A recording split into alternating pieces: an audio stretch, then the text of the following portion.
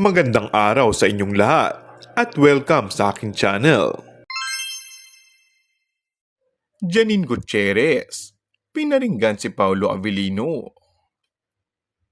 Tawang-tawa si Janine matapos kumpirmahin ni Jericho Rosales ang real score sa pagitan nilang dalawa.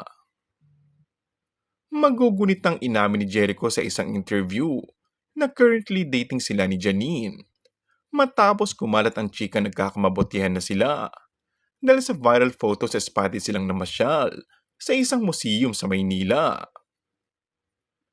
Para sa mga hindi pa aware, magsasama sila sa upcoming project na pinamagatang Lavender Fields. Nang tanungin naman siya kung confirm na nga bang dating silang dalawa, ang sagot dyan ni Janine, I guess so. Yeah, it's been fun getting to know him and hanging out with him outside of work.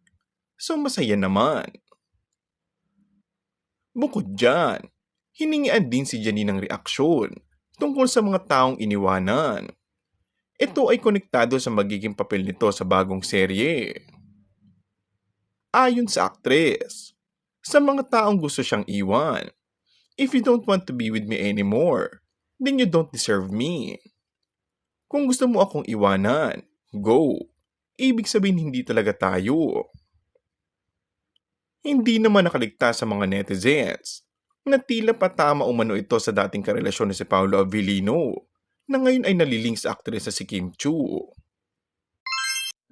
Kung bago ka lang sa akin channel ay mag-subscribe at pindutin na rin ang notification bell.